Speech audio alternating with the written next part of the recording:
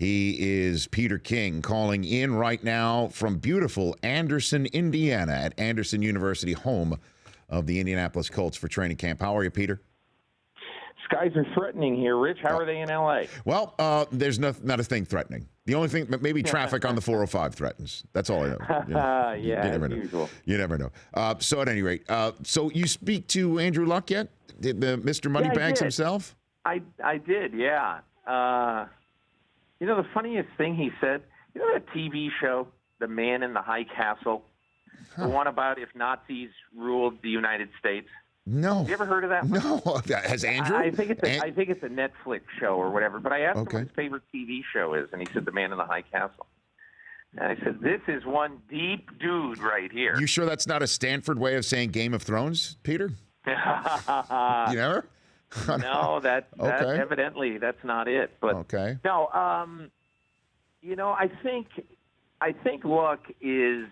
I think he realizes there's something for him, and we talked about this. There's something for him that's a little embarrassing to be making $8 billion. There just is, and he's not a big fan of people knowing his salary and all that stuff. He realizes it's part of the deal, but I think, if anything, he's just very interested in going out and proving that last year was a ridiculous total aberration in his career. Well, I mean, that does make sense that he would have that sense of himself and what people might be thinking of him based on his salary, since he was one of those guys that said he wasn't going to do any of the commercials coming out of being a rookie until he won anything. So that kind of does, fall into line with what his thinking is.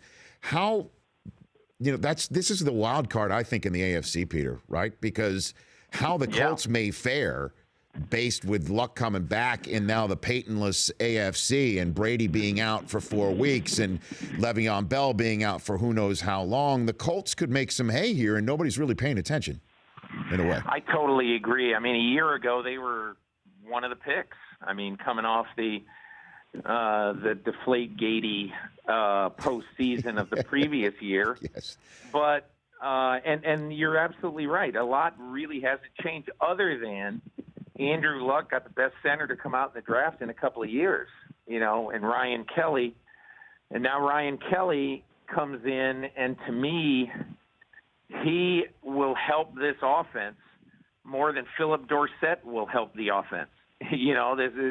The last two number one picks, one the wide receiver from Miami who can run by everybody. But, look, if you can't protect your quarterback, it doesn't make any sense. It doesn't make any sense if you've got a great guy to run downfield. So, to me, I look at Luck, and I agree totally. Dark horse pick to win the AFC because nobody's expecting anything out of him. Peter King of the MMQB.com joining me here. You're fresh from Green Bay, where they're riding bicycles to practice. It's old school stuff. What was Aaron Rodgers like when you chatted with him? Resolute. What's interesting, Rich, I'm writing about him for tomorrow, and I'm writing about the Packer offense. But how is it possible that a guy that every year is a top whatever number quarterback in the league, 2, 3, or 4, maybe 1, every single year, and then last year he's 30th in yards per attempt.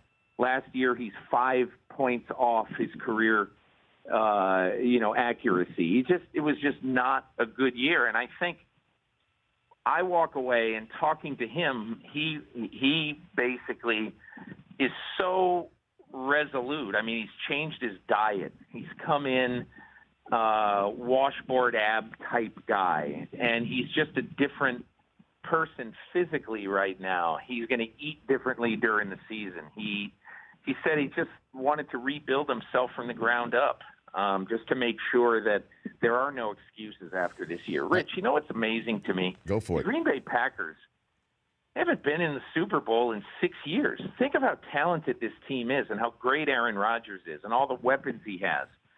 But to me, I mean, when Eddie Lacy is 260 or whatever he was, when Jordy Nelson is lost for the season in August, when Randall Cobb is dropping balls. Devontae Adams dropping more. This team went from one of the most precise passing games in football to really one of the 6 or 8 worst, and that's incredible. I mean, it's arguable that Brian Hoyer statistically was as good or better than Aaron Rodgers last year. It's just totally freaky. I think he feels that. Mike McCarthy feels that. And they have to get back to where they were a couple of years ago, and that's going to start with getting Jordy Nelson back. Well, everybody said, well, what do you think? I know he tweaked his other knee. What do you think? I mean, look, he tweaked the knee, but I've watched him out there for 2 days. He's not favoring it. He doesn't, and he's saying all the right things. We'll see when he comes out there. But look, there's no hurry. It's July, and so I don't think anybody in Green Bay is concerned that this is going to impact his season. And does Lacy look more svelte to you? The eye test? Lacy's not thin, okay, but he surely has lost some weight. Okay. The weird thing about Lacy, Rich, is that he just is such a flippant guy. You really wonder, and I left there wondering, is this really that crucial to his life? I don't know. That's probably unfair, but you just really wonder how dedicated he is going to be between now and January 1st. Is he going to keep this up? Is he going to be the worker bee that he was in this offseason to get to this point? We'll see. But he's really, really important to their cause because 2 years ago he was one of the best 5, 6, 7 backs in football. Peter King joining me here on the Rich Eisen Show. So why did Ryan Fitzpatrick finally sign with the Jets in something that every information man or woman's been talking about? Just take the money that you were going to give me year 2, put it in year 1, sign a 1-year deal, and let's get going. Why did it take so long for that to finally actually happen? Well, because I think the Jets for a long time wanted him to be there to agree for longer than 1 year. And his whole attitude was all along, and I think he proved it, I will not play if you're going to pay me the way that backup quarterbacks are paid. And I think that he basically him drawing a line in the sand and say, make me a good offer for 2016. When they made him that good offer for 2016, he said, okay, I'll do it. But he was not. I'm convinced. A lot of people think it's a ploy. But I'm convinced that if Mike Maccagnan didn't come up to 11 or 12 million a year, he just wouldn't have signed. He would have sat out. And do you think in Denver that Paxton Lynch has a shot to start here? Kubiak said it's a wide open competition when it started yesterday. Who do you think is going to be the opening night quarterback for Denver on September 8th? I'm like everybody else. I think Sanchez is going to win it. But, if Sanchez is as careless with the ball as he was at times in Philadelphia, they're not just going to play him because he's the most veteran guy. I couldn't tell you anything about Trevor Siemian other than he's got a 119-word Wikipedia bio, which nice. There are nuclear engineers in Belgrade who have a longer bio than him on Wikipedia. So I can't imagine him winning this job. He's just not accomplished anything in the NFL. It's hard to imagine that, but it's also hard to imagine them rushing Paxton Lynch in. That's why I think it's likely going to be Sanchez, and then if he plays well, he keeps it, and if he doesn't, it'll be musical chairs for Denver this year. Who signs Nick Foles? My guess would be San Francisco, but it's just a wild guess. I haven't made a single phone call on it. I think that in some ways you probably want to have a chance to maybe repeat the success you had a little bit. And so who knows? But I don't think he's going to be anybody's starting quarterback. And it appears the Cowboys are getting this $250,000 fine because they now have 3 players suspended, 3 of them. And the question is with Dallas, do you think Jerry Jones looks at that and thinks to himself, I need to just take a better look at who I am signing on this team? Or no, because, Rich, he knew everything that he was doing. It was a calculated risk on his part. And that's what Jerry Jones does. He's always been – he's a wildcatter. he used to go drill holes knowing that there was an 80% chance that they weren't going to pan out. Natural gas and in the oil and gas business. And he just feels like, I'm going to take a chance. And if it fails, it fails. We'll move on. We'll go to the next guy. But remember, when Rolando McClain a couple of years ago played well, everybody was saying, wow, what a great signing, what a great pickup that was. And now that all these guys are in rehab, obviously everybody is saying terrible signings, awful way to go. But I just think Jerry views all of this as simply a cost of doing business, and with people ripping the heck out of the Cowboys for not caring about morals and everything, I just think it just rolls off his back.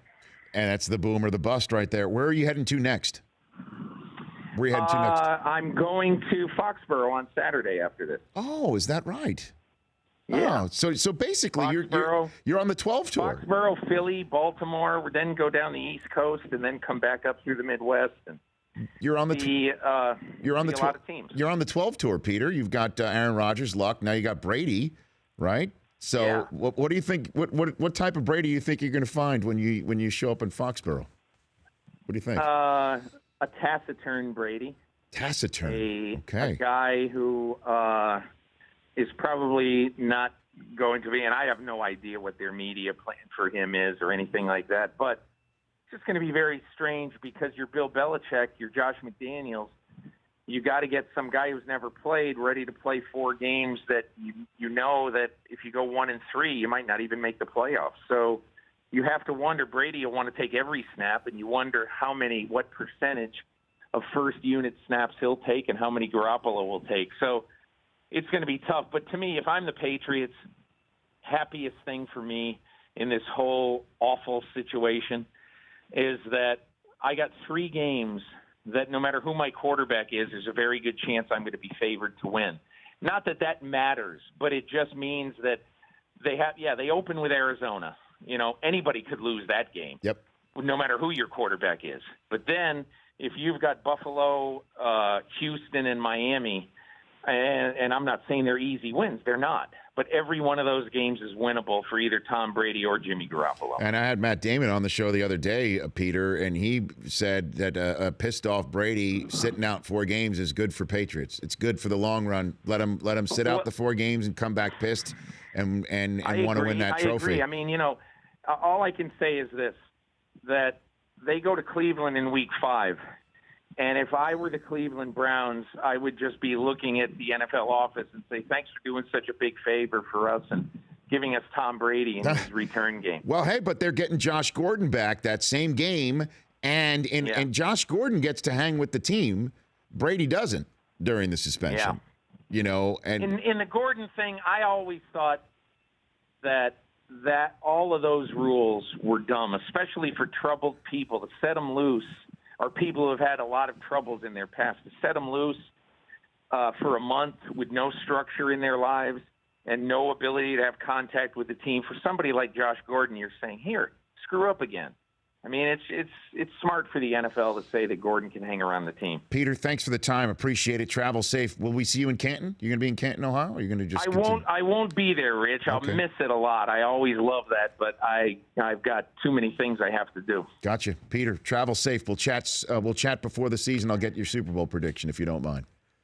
Thanks very much, Rich. Have a great day. You got it. That's Peter King at @SI_Peter King. The Rich Eisen Show, weekdays at noon Eastern on Audience.